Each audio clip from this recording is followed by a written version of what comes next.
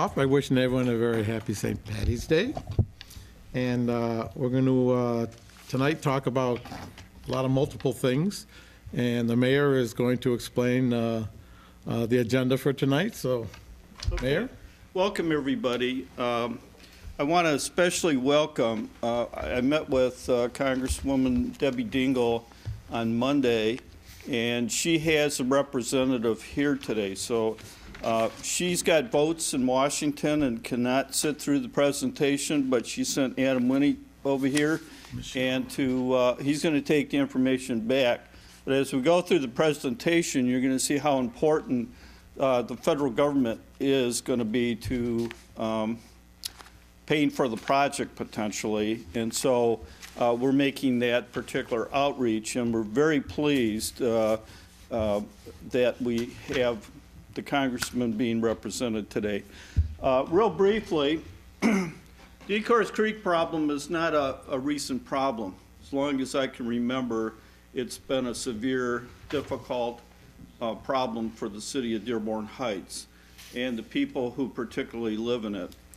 When we look for a solution, there's been some basic things we've looked at, and one is it has to be affordable. You can't come up with a solution that costs as much as a person's home. That's not a real solution. So affordability has always been a key component.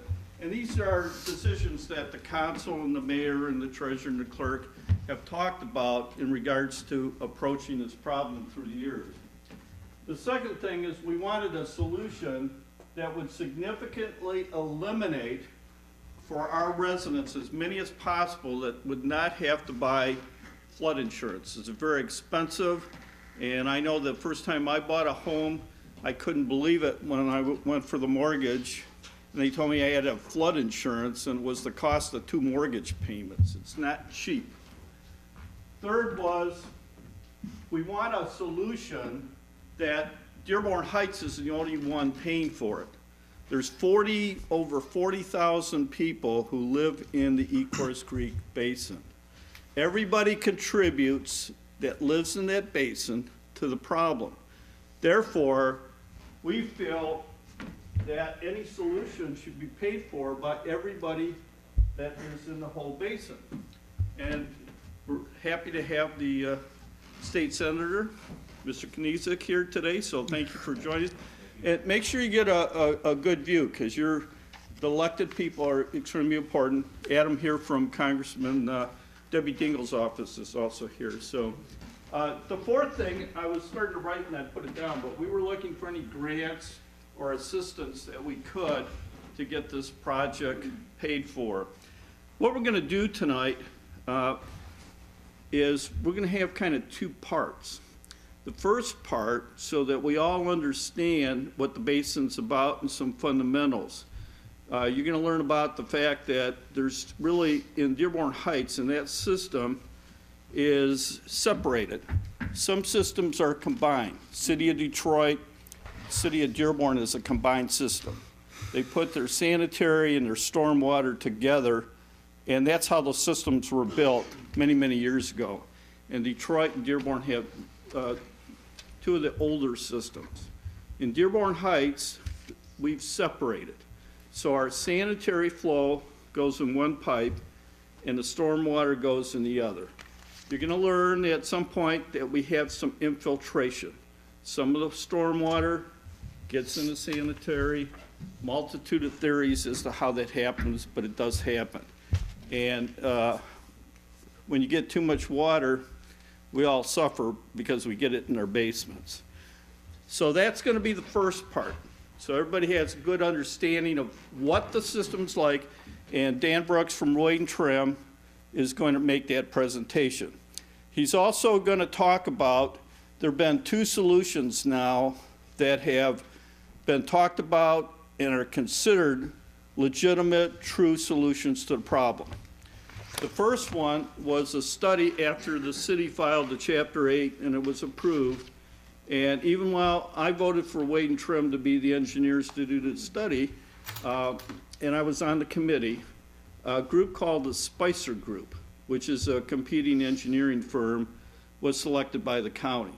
And I think Spicer did a very good job. I worked very closely with them, as did, and I want to give credit, Kurt Heisey, who is now state representative, but Kurt Heisey was very instrumental. And I believe he lost his job with the county as a result of help pushing this project forward. I know that he did, but he really did assist us, and he understood the problem, having worked in the city of Dearborn Heights. So Dan's going to briefly talk about the Spicer Group, and then after we got into court, the county asked us and the judge seemed to be, as I understand it, kind of suggesting that this is what we should do. The Army Corps of Engineers was brought in, and they came up with, I think it was 7 or 9 alternatives, and then they came up with a solution. And so and Dan's going to briefly talk about the Spicer Group solution, the Army Corps of Engineers solution, and that's going to be the first part of the meeting. So then we have the educational understanding of what the problem is and what the solutions are. Then what we would normally do in closed session, we've all talked about, we're going to open this up. Hopefully there's no spies here that are, but we're going to take the risk. And what we will talk about, normally in closed session, because this is a court matter, Patrick McCulley, who's our expert attorney in this area, and Gary Mackey is going to join around that time. So I told Gary to be here around 8 o'clock. We'll talk about where we are legally, what course of actions that we might take, and then that will be up for the elected officials to make a decision at that point. But you'll be allowed to give us some input and thought, but first you have to get an understanding of the system and some of the proposed solutions. So with that, Mr. Chairman, I'd like to have Dan Brooks give his presentation first, and then before we get into the second part. Okay, Thank Dan, you for all of you that are here tonight. 1 second before you start, Dan. You know, the council, according to our rules of orders, we can have questions and answers by the public at the end of the session. We're not making any decisions, so that's why I'm asking if that would be okay with everyone. Sure. I'm fine with And it. in our rules of order, it's 2 minutes per question. So then, what we'll do is we'll have questions from the public at the end, after all the presentations, everything done. So just jot them down, and we'll do that. So with that, Dan, go ahead. All right. All right. First, like the mayor said, there's 2 systems. You got the separate sanitary, and then you have the stormwater with Ecorse Creek. So I'll start with the separated storm or sanitary, and let me step over by the figures. All right. This figure here. Which sheet are we looking at, Dan, just so we know it's it's, when you gave us a bunch of them? That's the first map. Top one, okay, thank you. All right. What you see here is the downriver wastewater system, the sanitary wastewater system. Your flow is treated at the Wyandotte treatment plant here. Basically, the service area, which is outlined in the white, it goes as far north as River Rouge, Ecorse, Lincoln Park, Wyandotte, and it works its way west all the way to Van Buren, Belleville, and you've got Romulus, and Dearborn Heights is here up in the northern center part. All right. It services about 270 customers in terms of population. The treatment plant can treat up to 175 million gallons a day in primary treatment and 150 million gallons a day in secondary treatment. All right. Basically, it's a series of interceptor systems. Basically, they follow the major roads. There's an interceptor down Eureka. There's an interceptor down North Line, interceptor down Goddard, and then there's a major interceptor up Ford Line and works its way up Pelham into Dearborn Heights. So we're at the upper end of the Pelham Road interceptor in terms of collecting your wastewater. All right, we go to the next figure that's in your packet. You can see This is the Dearborn Heights, what they call Ecorse Creek Pollution Abatement District, which is tributary to the Pelham Road Basin. All right. And that's been talked about a little bit at the council meetings. The wastewater in Dearborn Heights is collected primarily from the west toward the east. The major collector is along Hanover. All right. It enters Jackson Street Pump Station. There's an interceptor up Jackson, down Annapolis. All right. And then the flow goes from the Jackson Street Pump Station down to the Pelham Road Basin. During dry weather flow, it bypasses the basin, goes into the Pelham Road interceptor that we talked about in the last drawing, and treats treatment down at the treatment plant. During wet weather events, you have a capacity in the system up to 9 million gallons a day until you'll start overflowing into the basin. The basin has a capacity of 13 million gallons. Once the basin is full, there is a bypass outside the basin, and it goes into the storage tunnel, and that flow is transported to the treatment plant. The storage tunnel was constructed in the early 2000, put online around 2005. All right. So basically, this is a quick recap. Your flow is collected. During dry weather, it just goes right down the Pelham Road interceptor to the treatment plant for treatment. During wet weather, once you exceed 9 million gallons per day of capacity, it's diverted to the retention basin, which is 13 million gallons. And then once the basin is full, it gets diverted down to the tunnel. As a transport tunnel, it gets treated at the treatment plant.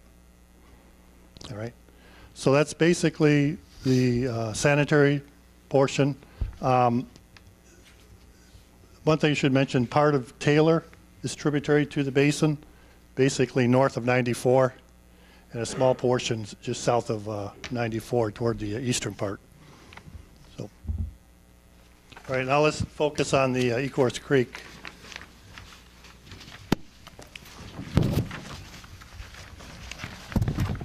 All right. What I have here is the Ecorse Creek, North Branch Ecorse Creek, the drainage district, again highlighted in the outline black.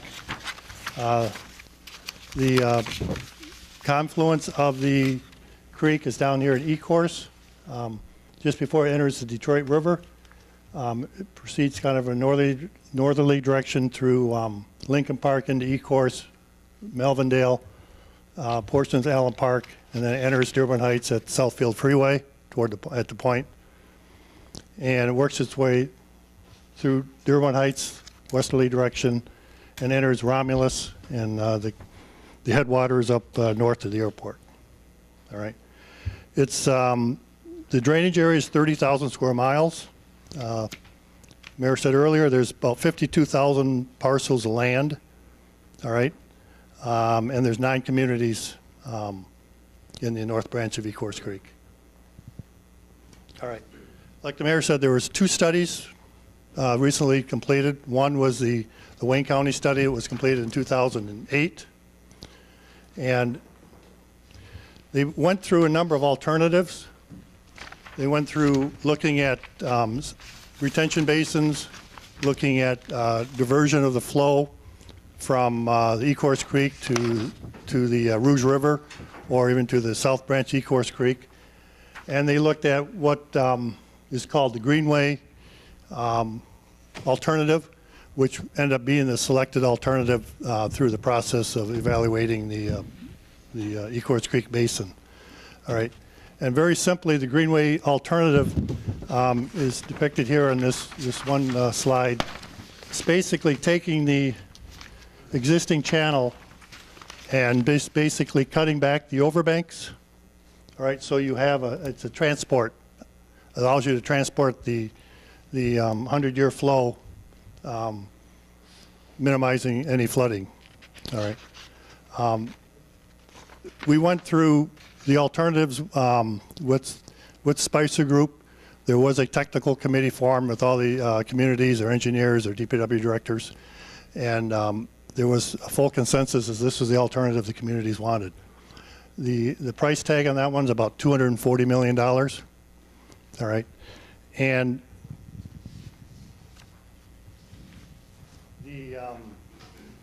looking at just a quick assessment, looking at the property owners, and which includes the 9 communities, along with Wayne County has right-of-way, MDOT has right-of-way, Railroad has right-of-way. They all contribute to the drainage.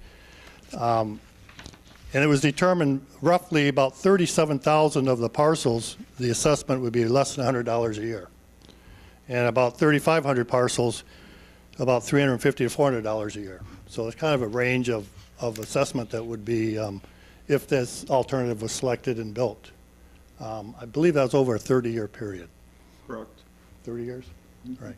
So, due to the cost, $240 million, Wayne County did contact the Corps of Engineers. They had some interest to reevaluate what they studied in the 1980s. They agreed to come back and look at the Ecorse Creek one more time. All right. So they went through evaluation, which was completed in 2011. And they came up with an alternative very similar to the Greenway alternative here, except instead of in the Wayne County alternative, the Greenway started at the confluence to the Detroit River, and it worked its way all the way up into Romulus. Different varying widths. After the meeting, you come down here, and based on the color code, you can see how wide they were going to make the creek, okay? The Corps of Engineers, they have different standards in terms of looking at a project. They have to look at a cost-benefit type of analysis. They won't look at projects where the cost is greater than the benefit, and they look at the benefit and what kind of deduction or reduction in flood damages a project can obtain versus the cost of the project on an annual basis. All right. So they went through a similar alternative process. They looked at the Wayne County 2008 solution. They looked at a series of detention basins. They looked at a number of greenway alternatives. And based on their criteria and their cost-benefit analysis methodology, this is the selected plan they have. And they can only support the selected plan. They can't say, well, let's take this plan and part of that plan to make a project. All right, Corps of Engineers, with their rules, they have to come up with what's the most cost-benefit project, and that's a project they have to support and go through the evaluation of the Corps. And basically, what's different between the two is the Greenway alternative starts at Madison in Dearborn Heights and works its way down to the Detroit River. And instead of extending the Greenway all the way into Romulus, they build a detention pond at the old incinerator site. All right. That pond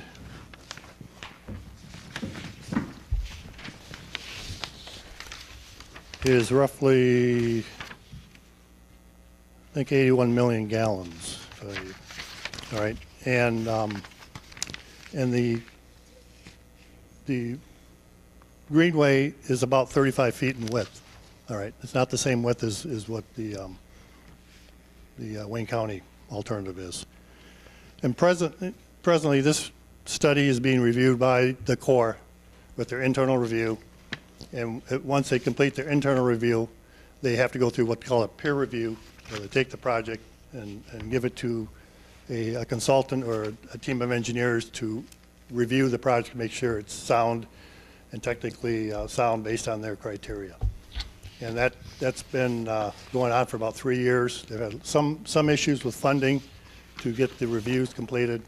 And once the review is completed and if everything works out and they support this project, then it's a question, do we do the Corps project? Do we do the Wayne County project? And look at the funding. All right, that's. You want questions with Tom? Two questions for you, Dan. The first project that you proposed to us, you said was $240 million. That's without any grants. That's without any federal funding. right. There's no grants. That hasn't been calculated in. Right, and that was $100 a household And the $350 household I quoted. Yeah, that's based on, we cannot get any grants. We cannot Correct. get any funding. Right. So that's worst case scenario, we call it. Now, am I correct in saying that the vegetated greenway channel is the proposal along with the detention facility? Correct. Or are they separate? No, It is the same. The combined. The wing, the core, the greenway starts at Madison and goes downstream to the Detroit River. To the Detroit River. And then, instead of continuing the greenway all the way into Romulus, they build a retention pond. Okay. And us as a community, we won't have a say as to what we want. They're going to propose the best alternative for us. Right, they will propose an alternative they can support based on the rules that the Corps has to follow. The good news is the cost Right, it's about benefit 50. ratio was a positive, it was over 1. The Army Corps of Engineers, Congress will not allow them to do a project where it costs more than the benefit. That only makes sense. So it has a positive number. And then the other thing that's kind of a key, Adam, is that my understanding is, I was looking for it right now, but it's been explained to me that the project goes to, like, there's 2 kinds of projects that the Army Corps of Engineers, if this thing goes through the plan review, and they're about $1 million short. So we need an appropriation, and the congresswoman told me that she signed recently a letter asking that there be that appropriation to get this completed. It then proceeds, and I was looking for my note, but there is a review individual. Do you remember, Patrick, what that person is at the Army Corps? But there's like 2 kinds of projects, and we would get in one category, and then he would make a recommendation, I would assume, and it would be President Obama's recommendation to Congress for funding. So if on the project with the Army Corps of Engineers, we need to get that review completed, and then we're going to need a whole big lobbying effort when it goes for its review, and that's when I've talked to. She likes us to call all of us to call her Debbie, but I just feel that's impolite. So the congressman has told us that's when we're going to try to build a coalition of Marcy Kaptor, Representative Latta from Ohio, and some of the other representatives from Michigan, Candace Miller and others, so we get a good bipartisan support and get the lobbying to get that approved. So that's why it's extremely key from that particular. Dan, did you give the price for the Army Corps of Engineers? Well, Army Corps is $106 million. Now, that's after the 65%, right? No, that's the total project cost. Yeah, if this gets funded, the federal government will pay 65 cents on a dollar under existing rules.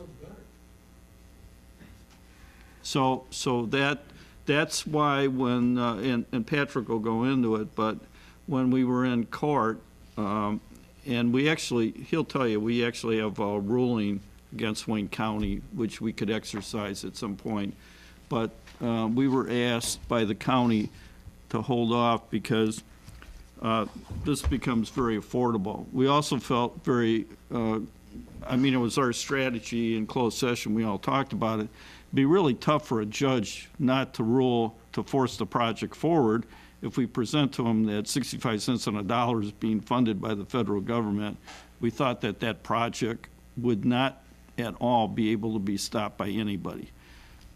Consider this, that Dearborn Heights is like a bathtub in regards to the flow. We have the problem. But if you're living somewhere in Romulus and you don't flood, they're going to take an attitude, that's Dearborn Heights' problem, I don't want to pay for it. And that's part of the problem that we had. I still can't believe that we got letters and resolutions from the consuls of all 13 communities supporting our plan and that Chapter 8 petition. And that was, I don't know that we legally needed to do that, but we did it and we accomplished it. Right. And I still can't believe we got there. Yeah, there was full support for the 2008 plan once it was completed by all the communities. And then, we approached the Corps to see if they had an opportunity to help us. And when they went through the evaluation, unfortunately, it's not the same project because they could not support the 2008 project. It came in actually third in their ranking. All right, so Dan? now it can be the core project, and we could supplement it with some of the other project. It'd be just two projects. Yep.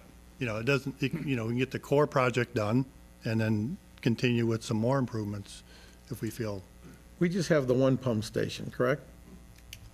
well, it's a sanitary pump station. Sanitary. Right. But there are others that other communities have also, correct? I am not aware of any storm water pump stations. So there's no, other than the Taylor Basin, there's no other basins either. Well, there are other basins. There's one in Allen Park, a sanitary basin, and there's a sanitary basin in Lincoln Park. There's a CSO basin in River Rouge. Okay. Because, one question that was asked by me to ask is, when we have this flooding, it seems to come up fast and go down fast. Is there any reasoning behind that, It's that you can, puzzling to me, too. If you look, what I could see in the flow data, it's how the system just drains. I don't have there's no magical gate. There's no gates they open, there's no gates they close in the sanitary system. But I don't understand that. I mean, I've told you that I've been out in the streets, I've been in people's homes, and when it's like somebody pulled a plug in a bathtub, because and you can see the water it's not gradual where you would think like it would go down maybe over a couple hours. It's like instantaneous. And I've seen that phenomenon with my own eyes, like I said, probably a half dozen times, if not more. the only thing I can think of is, this is the Detroit River, so it backs up, and then it comes in quickly, and then, as this alleviates, then it just comes down, dominoes fall one way, dominoes fall the That's other way. the It's the only thing- sanitary side, not the storm. Right, yes, that I can think of, I don't know. Yeah, the Detroit River isn't tied at all to the storm. Oh, that's right, go through the Wyandotte, yes. Council questions? Let's see. I have a Okay, Ned? question that I received a telephone call from somebody that's probably called you as well. And from talking to him, he seems like a very knowledgeable person. Apparently, he's an engineer of some sort. He made a statement to me which I thought was unusual, almost as unusual as the bathtub drainage problem where the tub empties quickly. He says all our sewer lines in Dearborn Heights run north and south, and your interceptors are all going east and west. And he says that from his previous experience, he's had people call saying, we're having flooding north of us, and it hasn't hit you yet into the area of the creek, which is a little mystical if we think the creek is the reason for the problem, the east. And I'm sure you've spoken to this individual. It sounded interesting to me. Mm-hmm. His analysis was that before we were completely built up, you see it in undeveloped areas where the natural drainage ditches, he claims that all they were was just filled in with pipes. And there obviously wasn't much thought put into designing a total system. Those drainage creeks were developed when you have no development or very little development. But this idea that people are being warned it's coming to you and we're already flooding was interesting to me, because we're always talking that the creek is flooding and it's coming to us, from the communities to the west. Of course, I don't have an answer for that, but it seemed to me an interesting concept. I'm sure you've spoken to this person. I may have. Yeah, and I No, asked him why he was sharing this with me. You get the infiltration inflow, obviously, in the sanitary system, all right? And that is rainwater, but that's coming in through, usually footing drain tiles around the homes, okay? I mean, Majority. He and I talked about the Right. problem of drain tiles, and even when you have sump pumps, all they're doing is pumping the water back into the foul sewer. Anyway, they're not taking it away. But I wanted to, I promised that I would share that with you at this meeting. In fact, I'm not sure he was here, I haven't met him. But it's an extremely interesting concept where we think we're getting water from other places and we're bearing the burden of it when he's saying, it's more than once I've got a telephone call from the people north of us saying, Right. we're flooding and it's coming to you. It's a very flashy river by seeing how quickly the stage comes up. But if you look at, the streets are primarily north and south, and you got the east-west streets. But every north and south street probably has a storm sewer connected to the creek. So that rainwater is instantaneous coming to the creek, okay? Where years ago, when there was ditches, it would sit in the ditches, all right, and slowly drain into the creeks or infiltrate into the Yeah, ground. obvious. So over the years, the water is just getting to the creek quicker. The urbanization of the watershed. Good point. Right. A good explanation. And the mayor talked about it. It's very important. Every parcel of land in the Ecorse Creek watershed contributes flow. All right. So the one that's in the furthest western part of the watershed that's, is the highest elevation, it's putting in the same amount of flow as the one that's down there getting flooded. Yeah. So just because you get flooded or the city gets flooded more than another community, if everybody had the same size of property, and you had 1 million properties and it cost you $1 million, it cost you, everybody would pay $1. And that's how the apportionment's set up. And we can argue that fact very easily, that everybody contributes water to that. Obviously. One thing that you talked about, and I don't know, does everybody understand drain tile that's around our homes, or maybe not? There was a long era, and like most of the homes that we live in have, so our foundations don't crack. That's assuming you have a basement, because for a while I lived in a home that didn't have a basement, so that wouldn't apply. But in order that the foundations didn't crack, there's drain tile right along the edges of the foundation. And that collects rainwater. And that rainwater goes into the same sanitary system of the home when you flush your toilets. And so we know that that is a source of infiltration of rainwater into what would normally go into the storm drain in the sanitary. Now, you would think, well, that maybe can't be that much. However, it is significant.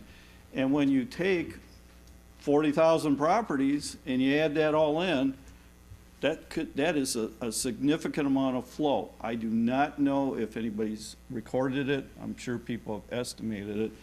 But that's why that aspect is extremely important. That's what they were referring to. Right, right.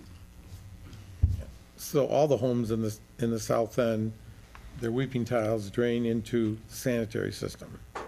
They're not Any supposed to, home built they before just do. 1980. Now, if you're on a slab or a crawl space, you Yeah, don't You have. don't worry, yeah. You don't have. And there are a lot of them Yeah, down because there. I know now it has to be that way, but I don't know if there's very many homes that were built after 1980 No, down. very small percentage. Yeah, very little. But that's a big problem in the north end in the Rouge system. If you are either in the middle or the lower Rouge, that's something that we are constantly dealing with, because there is that infiltration Right. in those And systems. if you have a driveway right next to your home, and over years, the driveway slants a little bit toward your house and it rains, it runs right next to your house, it's found its way into the tile, because you can watch it just go right down the side of your house, it goes right in the tile, right out to the sewer. So it gets there just as quick as the water in the catch basin gets to the creek. All right. Chairman, Councilman Hicksley, and then Councilman Constant. Thank you. With the Acorse Creek and flooding our community, we're all aware it's been an ongoing problem for 50 or more years. Seems the intensity and frequency has been increasing from what I'm calculating and hearing from folks. But I think this is points for consideration, and certainly there's not always an answer tonight, but certainly I hope we would work towards an answer and resolution, would be the Ecorse Creek one time was a river. It was reclassified as a creek, so now it's a drain. It's a catch basin. So there's not a requirement of permits for communities to discharge, correct? And does that would contribute? No. Everybody, They would require No, you permit? need- DEQ, Yeah. because of the, and especially because the treatment plant before Judge Fikens, there was a federal lawsuit that was not in compliance and was dumping raw sewage into the Detroit River. So all the 13 communities in the entire system goes through, in Michigan, the DEQ, because Michigan has stronger standards than the federal, the DEQ is permitted to do all the permitting for all of us as communities. The EPA has the right to come in and change those, but what normally, Michigan is one of the states that has higher requirements, so the EPA defers to the DEQ. But all of us, in fact, we have permits in the Middle Rouge, the Lower Rouge, in the Ecorse Creek Basin, and as far as I know that all 13 communities have. Right, all those and new They have new permits. developments need stormwater permits. All right, Okay. and they do retain the water on site Right. and release it. So then with that in mind, with the Taylor Pelham Road, the basin there, which was 50% operational, how is that coming with, you probably would know that as well, with that repairs to that? Because I understand is that possibly one of the problems that we experienced with that discharge, which we know they did discharge and they had 7,500 gallons of sewage, correct? They discharged from to the Ecorse Creek. Yes, in 7 August. million, I believe, 7 million. So do The- we the know where basin we is- stand on that Basin was issue? repaired. Yeah, It's been online since November last year, of 2014? 2014. Okay. Full capacity. Full correct? capacity. Full capacity. So they're at full 100% It's at operation? 100% right now. It's It fixed. was not at August 11th, however. No. No. All right, very good, because that's important to know and be aware of. Taylor Basin. And the other point of consideration, and I know our watershed steward does a great job with Ecorse Creek cleanup, but is the maintenance, because that's come to my attention through residents' comments and others. And I know DPW, if Director Zimmer is here, works with Wayne County, and I had met with Commissioner Webb on this as well this week, some discussion with the maintenance, because I think that's important until we get to the point where we can seek and retain the funding, what if the option is as recommended, but certainly that was another piece of the pie to consider. Right. The DPW, they do keep an eye on the creek, even after rain events, to make sure if there's any blockages, contact Wayne County, get Wayne County to remove any blockages. Right, right, We and I try had to talked, get, yeah, we try thank to you. take care of the fallen trees the best we can, Yes. and they're Yes, and all those. mandatory, they can yeah. only spend so much per mile. So it's, I had that conversation tough. with Director Zimmer, who said to funnel everything through his office, so that way they have a working relationship with Wayne County to get that resolved if there's blockages in the creek and things of that nature that need to be addressed. So I think that's important that we always consider that. Thank you. Councilman Constant? Dan, the risk of any, in the whole system, raw sewage going into the Detroit River, that, we're past that, right? The one, Patrick, the one consent decree has been complied with and dismissed, and that's, the system has the capacity now where that's not a big risk. right, it's been dismissed. They're not under any court orders at the moment, the treatment plant. And they've met their effluent limitations, I think since, it's been 6 or 7 years, they've met their MPDS permit limitations except 2 occasions, and they both were related to the very cold winters. They had some issues with their process where they had some violations, like a 1-day violation, but minor. So they've been operating at treatment plant That very might be a way efficiently. to help get some more federal dollars. but- Well, and, yeah, we're thinking along the same lines, because the thought is, in Toledo, they had to actually tell all the residents, you cannot drink the water. And that was as a result of a significant algae, and the algae actually, I remember when I received a call from a friend of mine in Toledo, and I said, well, boil your water. And she goes, no, that's the worst thing you can do. And we found out that was true. When you boil that, it actually makes it more toxic, but you can actually die from the water. So our argument was going to be that this plan would help secure and help prevent discharges without having full treatment into the Detroit River, and that we may be participating and contributing to the Toledo algae problem. And that's why the suggestion that Debbie had was, in both talking with her, was that we could get Marcy Capter, who represents part of Toledo, and Representative Latta, I think's his name, who's a Republican that has the southern portion, and get the bipartisan support, and use that as a very strong argument when we go to do this, and get Ohio on board, and maybe additional people in the Great Lakes water basin. Mr. Chairman, Councilman Kozinski? Dan, the phenomenon that I heard described here with regard to the stormwater infiltration, to me, doesn't sound like anything exciting, because when you have the supercharge of the stormwater pushing into the sanitary system, you're going to get a pressure into the sanitary system backing up into our basement. When that storm ceases to exist and there are no more pressures from the stormwater, it is conceivable that the sanitary water will quickly subside. So in the programs that are being proposed, what obligation do we have on the local level to correct all of the infiltration problems of the stormwater into the sanitary system? Or is that already taken into consideration? It's taken into consideration when they did the improvements in late 90s and early 2000 with the construction of the tunnel, all right, and the capacity that Dearborn Heights has in the system, all right.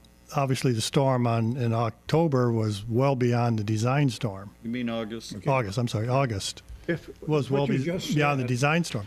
But the other thing is, residents can do things to try to minimize infiltration in the footing tile. You know, if you see water, if your land is sloping toward the home, get the water to slope away from your home, because the water that's sitting there next to your house or next to your foundation is going to find its way into the footing drain. To the sanitary system. Right. So make sure your roof leaders have an extension on it, so it's not, your water isn't dumping from your roof leaders right down next to your foundation. If you have a driveway next to your home, make sure it's sealed. You maybe need to seal it so the water will run down the drive instead of running toward the house and down. So, you know, homeowners could do things like that to try to minimize the flow, because there's been testing and footing drains have been found to contribute anywhere from a gallon a minute to 5 gallons a minute during an intense storm. So if you got 15,000 homes connected to the system and they're averaging 1 or 2 gallons a minute, that's going to overwhelm the system. All right. But by doing some preventive maintenance around the home, roof leaders extended, you know, make sure your grate is away from the home, so water isn't ponding around, and then you can try to minimize what gets into the footing tile. You said that the tunnel project of 1990 was supposed to assist in subsiding that kind of infiltration. You had a capacity that was going to... Well, it had the capacity to take that flow, because the flow was being measured and how much flow was coming into the system, and the size, the the tunnel to handle that flow. But the storm of August exceeded the design of the system. So on the local level, it's going to be a never-ending project of Right. keeping We the water away from the when foundation. DPW gets a call in that there's a manhole lid that's damaged, they go out and get that repaired. So we can repair the things we see on the surface, but that's just one thing. If you can try to cut that down, maybe we need a program on educating the public on how to try to minimize infiltration around the homes. Yeah, I would think there would be some hesitancy to spend $100 million or $200 million trying to accommodate the stormwater sudden overflow and nothing done on the local level, which contributes to that whole problem right from the start and has contributed right along. Mr. Chairman. Once again, at the risk of repetition, that should be a common maintenance problem every year for a homeowner, just to see the grade being away from the structure rather than Toward. toward. Councilman Apigian?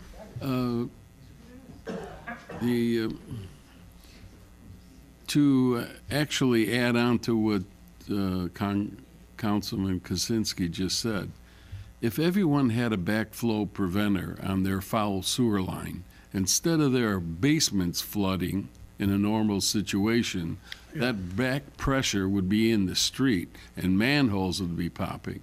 Now, I realize that's not a cheap thing, but the cost of that, $5,000 or $6,000, whatever it may be, it can't be much more than that, a lot less than that. When you have a loss in your basement because of flooding and you have a propensity to flood, and you lose $10,000 and you're compensated $2,000 or $3,000, that expenditure is well worth it. It's not a guarantee that you're not going to have other water coming up through your foundation, but that's a big help. I wouldn't live in a house that had a basement. First of all, I wouldn't live in a house with a basement. I believe in putting the square footage expense on the ground, up above. I would definitely I myself would put a double drain tile on the inside of the footing and the outside of the footing, joined to a sump pump that takes the water away from the house. You actually have to pump it up and away from your house and have a backwater preventer. There isn't much else you could do. If there was a way to get credit for such a thing, it made sense, but I don't know what percentage of the homes here have that situation. And unfortunately, even those that have sump and are pumping sump, they're pumping the sump back into the foul sewer line, which is not very helpful. But this is something I don't know that we can enforce, but you as homeowners should definitely think about that as an investment to protect your investment. Mr. Chairman, I think, Chrissy, can you talk real briefly? We filed as a city, under the FEMA plan, so much money has to go into mitigation. And so from input that we received from residents, we filed 2 hazard mitigation grant application, one in home acquisition along the creek, and the second one deals with what the councilman just talked about, the flood control valve system. Yeah, we applied for 14 homes in a certain area for home acquisition. The second one was 500 sub pumps. I don't know if we'll get anything because there's only 20 million available. Shockingly, not a lot of communities have applied for grants though. I put out the letter of intent the day that the announcement came out because I was hounding the state every day waiting for it. And then I've had to resubmit the sub pump a couple times because it can't be like we did before. When we had the 2004 flood, we did have that watershed available for the sub pump reimbursement. This one would be a 25% match with the residents to pay, and it would be citywide, and it would be the first 500 if we got it. So So to that extent, the state senator, we might ask you if you can put a word in for the state police for our grants. And then, I don't know, it's federal dollars, but apparently gets administered by the state police. So to the extent either one of you can assist us on that, and we'll get you the details under maybe a number or something that we filed under, but that would be extremely helpful.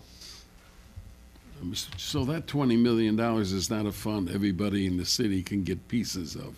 No, it's, if, you know, we didn't want to, we talked about, and we were going to get publicity out on this, but we were a little bit fearful that if we started generating publicity, then you would have your Warren, Michigan's, Dearborn's aware of it because we've talked, your Southgates, and then now we're competing with 25 cities versus, we figured if we can come in and there's only 5 communities, we had a better chance. Mm-hmm. So after, what we were hoping is we would be awarded the grant and then start the publicity. But I know that, you know, we'll make it aware of our residents, but that's kind of why we kind of kept quiet. We've had a series of meetings with the state police, and we think we've done we learned how to file these things, and we think we've done it so that we stand a good chance of getting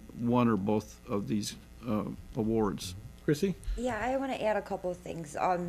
Just to piggyback on that, we were the first by, I think, a week and a half, possibly longer in the whole state to apply. Secondly, it's actually statewide. It's not just for southeastern Michigan. So we're competing with Lansing, Ann Arbor, all the Western, all the UP. We're competing with everybody. And on sorry, there was one more thing. And it is just the 20 million, but it is given to the state police by FEMA. So it is directly for hazard mitigation. And when the mayor said we met with them, we wanted to make sure that we met all the criteria that we had. There's different projects that can be put in for, but the other projects that are putting in for aren't as big as ours. You have some that are basins that aren't going to qualify for the 20 million because they're way over, but the little programs they're doing, it's more for the municipality itself, not for the watershed and the residents. So hopefully this will catch their eye. Okay.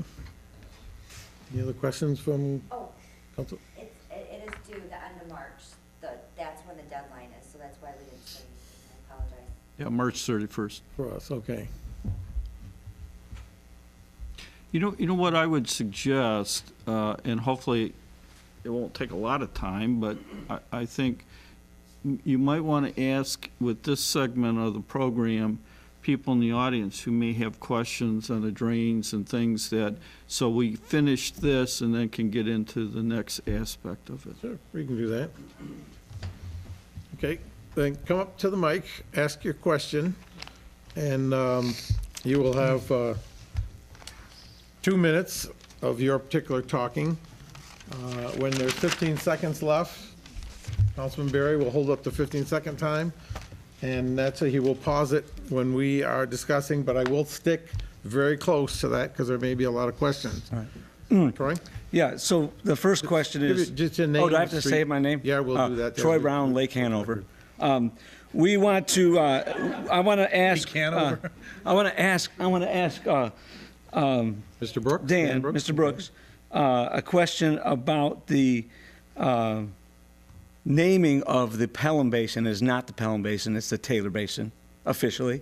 And this is one of those things that are common to our studies, is that all these names and all these designations are just so confusing to them. So just a matter of information on that, as well as I want to talk about, to Mr. Brooks, why all the flow is not used in our studies. Both those studies are fine, they're great engineering feats, but none of them take into consideration the flows from the RTBs. Now, the RTBs are the retention basins from sewage systems. We have the Pelham one, the Taylor one to our east, and to our west we have the Inkster one, and we have the Wayne one, okay? And so they all have, arguably, they have tributaries to the Ecorse Creek. These flows are not taken into consideration in these studies. So I was wondering, do we plan to add these flows? Because they're new and they're massive. You only open them when there's no pressure. The flows in the Pelham Basin, in the Lincoln Park Basin, Allen Park Basin, the CSO in Inkster do not drain to the Ecorse Creek. Okay. They They're illegal. It's illegal to do that. But on emergency conditions, they can do it. August 11th, they did 7.2 million gallons. but- and they filed with the state Right. DEQ, it's on the DEQ site. That's 7.2 million gallons that on any given day, the Taylor Basin can break down and put into that creek. And that's not the count, that's not to count the ones that go from the Inkster Dearborn Heights Basin, which aren't reported because they're reported to the Lower Rouge, but they actually go to the Butler Drain. So, yeah. The Inkster CSO Basin goes to the Lower Rouge if there's an overflow. The Dearborn Heights CSO Basin goes to the Middle Rouge. Yeah. They do not discharge the Butler Drain. Okay, well, that's conflicting and that's Okay, but arguable. you need to- So anyways, we can look yeah, at the maps and show you. I have the map right here. Yeah. But the point is we have flows that are outside of and far greater than tiles around my house. Far greater. And the wall in the USGS, the wall, 10-foot wall of sewage experienced in a recent flooding event is proof positive that didn't come from tiles around somebody's house. So I'm asking the city to approach the county to ask that all flows be considered. All the infrastructure that's been developed to the west needs to be considered. Parking lots, whatever, wherever the permits is. Because I asked the county commissioner, he doesn't even know. He doesn't even know he told me he doesn't have a comprehensive list of all the tributaries that drain into the creek. So that's one. And then one thing for the city. That's the 2 minutes. Okay, already. I'm sorry. one We got more. other people, That's I'm sure, fine. that wants to talk. I'll take my wife's time. No, you can't do that. We Can I have your explicitly time? explain the rules, Troy. If you Okay. want to give that question to someone else, they can come up and ask Right, ask you it. can come back. But we wanted to get everyone a chance to talk. All right. And, okay, thank you. But if I did my figuring right here, and Dan Brooks said possibly footing drains could be 1 to 5 gallons a minute. I just took 3 as an average, 40,000 homes, granted some of them don't have basements. That's 7.2 million gallons of water. That's a lot of water in an hour. Right. Yeah, But so I that- mean, that's But not that's- small. But you're talking 40,000 homes in the Ecorse Creek stormwater system. We're talking the sanitary system. All right, so Dearborn Heights has a population in the downriver system about 20,000 people. You know And I how many believe homes? about 7,000 homes. All right, and then about 30 to 40% of them do not have basements. There's slabs. Right. So Yeah. it's, So you could have 3,500 maybe. yeah, 3,500, 4,000 Give or homes. take. Right. But if you multiply 4,000 homes by 3, that's 12,000 gallons per minute. Yeah. All right. And that's a lot of flow. The system is designed to take, I think, around 40,000 gallons a minute. I'm doing this off of memory, somewhere in that. So, that's contributing a third of that flow. But I would Mr. agree that all of the flow or potential flow that can be recognized going in there ought to Right. be accounted for, because if you're gonna do a solution, you wanna pick up all that. The other thing is that, at some point in time, Romulus is gonna develop, and all that additional flow is gonna go in the North Branch. Right. And if we And don't protect ourselves against There's that, the stormwater ordinances that are out there today. They have to follow Wayne counties or the communities. They require retention of flow. Okay. Mr. Chairman? So I see. to a point of, if it was a agricultural runoff, all right, and then it has to be retained and then discharged slowly. All right. So that's all part of the permitting process for new development and some redevelopment. If I may, you're referring to the basins that each individual developer has to put on into their property when it ends up being developed? Some kind of retention. It can be an open or it could be underground. Right. Councilman Pekin, question? Yeah, I wanted to make a comment on what he just said, which is interesting. Of course, all the flows need to be accounted. And nowhere in my mind do I think drain tile fields are the reason October 11th was made the tree. I'm August. The thing that you said is interesting that to me was when we have retention basins, they're there to retain. And they void when there isn't a problem and there are no pressures, and you shouldn't know that they're voiding. So if you have the dam busting at the same time you have the tragedy, I would say we're in real trouble. I mean, that's why but no, what I mean is when we have a system of retaining water, we can't assume that those retention bases are draining at the same time we're having the episode. That's all I wanted to say. But what you said is very true. You have to calculate all the flow. But the whole purpose of having the retention system is to not have that happen. But they're emergency, we're the emergency shock absorber, so it has to be taken into consideration. Well, yeah, I didn't want you to think that, you know, I'm not a civil engineer, but you retain water because you can't handle it. Mr. Brooks, can I borrow your little sign here?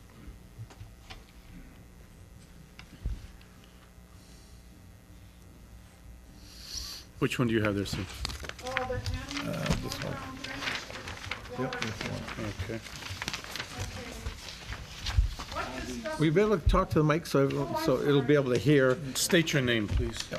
Suzanne Todd, Academy Street, Dearborn Heights. What's not being taken into consideration is that the Ecorse Creek has its headwaters are the Trouton, the Freeman, and the Black Creek or the Lamoureux. Then you also have coming in from the south through Taylor is what they call the Douglas Kelly drain. And this drain shoots water into the Ecorse Creek. You can see it, but I'm not going to go into that because I only got 2 minutes. I can. Okay, then coming from the north is the Butler drain. And according to the Department of Environmental Quality, there are 5 outfalls that come from the Inkster Wayne CSO that flow into the Butler, and the Butler flows into the Ecorse Creek approximately around John Daly. Okay, then you have what they call the Monroe Street Interceptor that also comes from Taylor and goes and drains parts of Taylor, and that goes into the Ecorse Creek. You can see that old gate at the corner of Monroe where the Ecorse Creek comes in. They dismantled that creek. They dismantled that. Now, I heard a reason why, but since I haven't been able to check the facts out, I'm not going to say. Now, not only that, but why are all these people allowed to dump on us when it's flooding us out? And the other thing is, at Banner Street, why is Taylor sewage coming down Banner Street to Hanover and going Hanover? Why are we getting Taylor sewage? That's at Amherst and Banner. Okay, I'm done. Dan, do you have any thoughts on that? Are all these things shown on, No, we're not sure. No. I mean, They're- they they're may not not be shown on shown that here. particular map. Are you aware of it is what? No, the the question. Ecorse Creek study, the 2008 study and the Corps of Engineers study, the drainage district's 30 square miles. All of those drainage districts were taken account when they looked at the hydraulics and hydrology of the There basin. you go. All right. And the Butler, Army Corps of Engineers, a significant tributary to the North. right, but we can show you the hydrology and hydraulics of that model that used to develop those studies and show you that all those drainage districts were considered in computing the solution. There you go. But sewage basins do not go into the creek.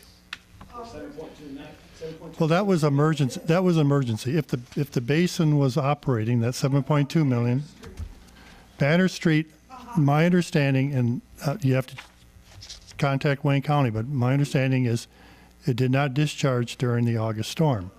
But They have the ability to discharge They have the ability, but since the improvements with the tunnel in 2005, it has not discharged to the creek. I went there 3 weeks ago when we were in the height of our flooding, or not flooding, but the freezing.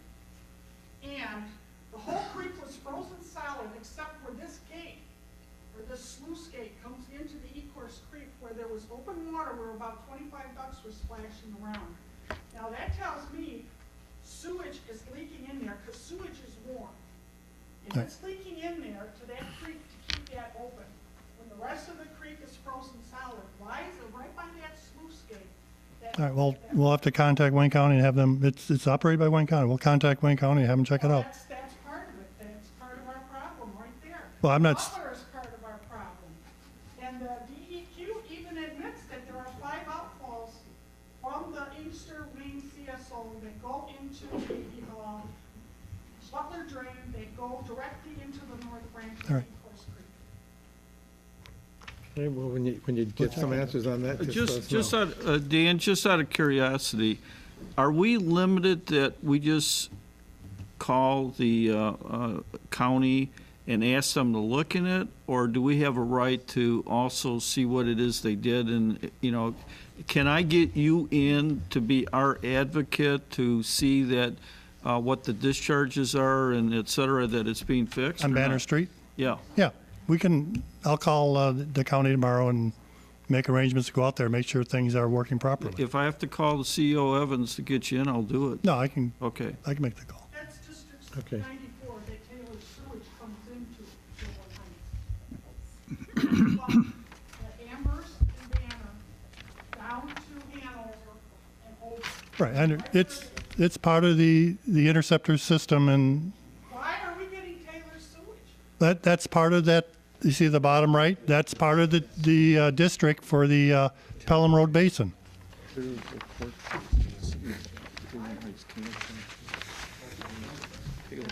It's not a matter of Right? Ray Muscat, Havelock Street. For our information for all our citizens, all the information that Troy and Suzanne and Mr. Brooks had, it's on the website is NBECORSE creek.com. All of that information is on the web, okay, for our citizens. As far as, doing maintenance on our homes, I agree. I've always tried to maintain my home as far as getting the water away. But when you've got 4 feet of water standing in your street, you're not getting water away from your house. Now, this is all storm water, not sewage water. I want to know. Now, I live north of Cherry Hill. So my storm goes to the Rouge River north of me. Why in the world am I flooding when you go down to Inkster Road and that's a 40-foot drop there? How the hell am I getting stormwater? What is stopping my stormwater, from going to the Rouge? Okay? That is just something that I haven't, 3 times in the last 5 years? And I understand 8/11 was a big storm. But when there's a 40-foot drop and the Rouge wasn't even nearly flooded, why did I flood? Why's my street got 4 or 5 feet of water in it? Why's my backyard got 4 or 5 feet of water in it? That's something somebody needs to look at of our storm drains. Our storm drains have got to be plugged up. I've had Lisa Hicks Clayton come out to my house yesterday to take a look at the trash and the leaves that are blocking everything. And I've been complaining about that since last September, October, right here, standing right here. I do know with all the snow that's melting, even in It's the the piles in the back of my store. I gave her pictures, and they're the exact same pictures that she saw the other day. Okay, the same picture. Okay, nothing has moved. Okay, and I want to know which one of those two projects is the better one. the most expensive one. Well, not necessarily so. I mean, the question's still on the floor here. Which one of those is still the best? Well, I have a personal preference, but, Let me have it. well, I was most involved and dealt time and again with the Spicer study, I was very much involved. That would, if I had the druthers and could pick one of the two, that's the one I like the best. Can we get any funding for that? No. That came out as alternative number 3 in the study by the Army Corps of Engineers. What I would conceive of is that if the Army Corps of Engineers does the study in the entire basin and constructs it, that we look at some add-ons in Dearborn Heights. But I like the Greenway path. It's a smaller version of the Edward Hines Parkway. It's not intended for cars, but it would be a bicycle path, but it provides a greenway. And so when the creek overflows, it's got a natural, it's not wiping out homes, but it can overflow its bank. In nice weather, it becomes an area that people could picnic, could do bike riding, could do jogging, walking. And I think it would improve the quality of life for the entire south end of Dearborn Heights. That's my preference. You only lose 15 homes, she said? Is Well, that it? for, No. That's something different. That's just a little chunk of it. Oh, We couldn't get the funding for all of the homes that need to be acquired. All 301. This is just, you looked at where a bend was and we picked where the homeowner occupied the little chunk. Okay. Anyone else with questions? Okay. Zuhair?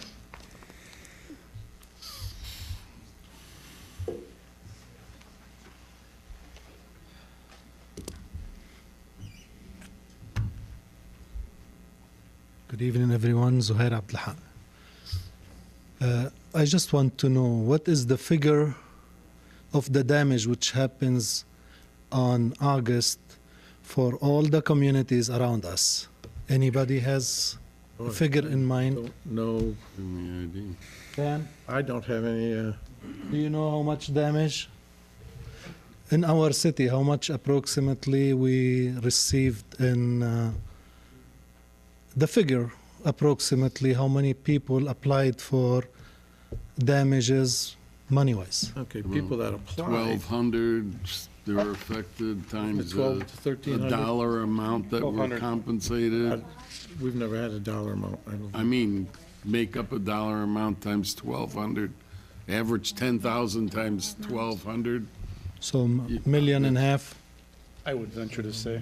Okay. How many communities there is which were affected? Wow. The whole southeastern Well, Michigan. Just It's give me a huge. number You of mean cities. our watershed, we're talking about, I don't know, 10, 12? Dearborn, Warren, Dearborn, Warren had, So could we say around $35 million watershed. Wayne County? What I heard, it's around $200 million in the Wayne County area. That could be Okay. right. 200 millions, and we're talking about $240 million. If this happen again in the next 30 years, how much money we're going to be paying as a community? Good point. Let's talk dollars and cents, and I think we should find money for this project to help the people who cannot pay it, and let's move on it, because it's enough. Every 2-3 years we have a mess. It was a war zone everywhere in Dearborn Heights. Some people couldn't afford even to clean up until today. So let's move on it and stop have cold feet on it. Thank you. Good, thanks. Anyone else wish to bring any questions? Okay, come on.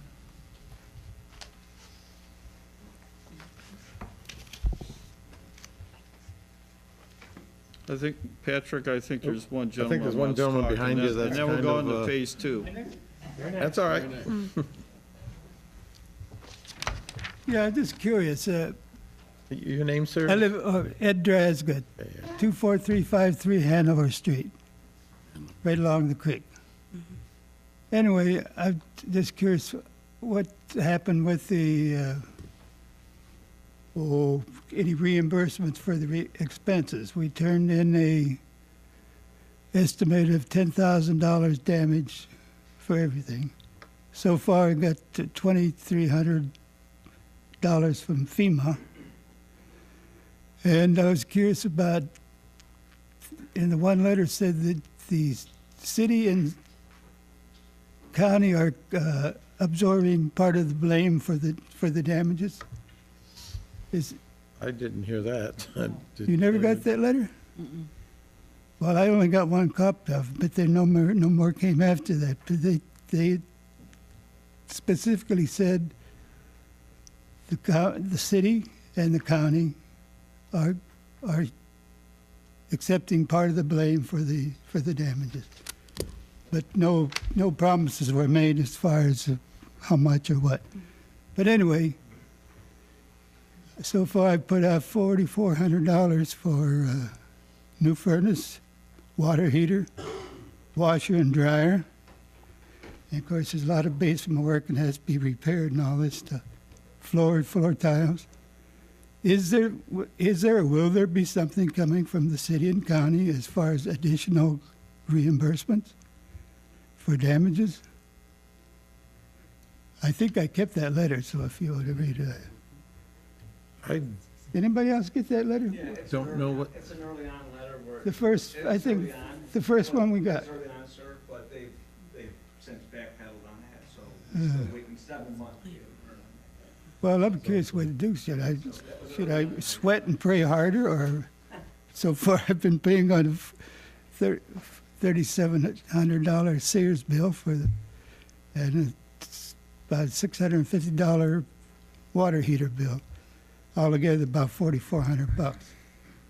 That's not doing any repairs to the basement tiles and walling and door frames, and so I just wondered, is there still some hope for maybe a few more bucks, or is that it?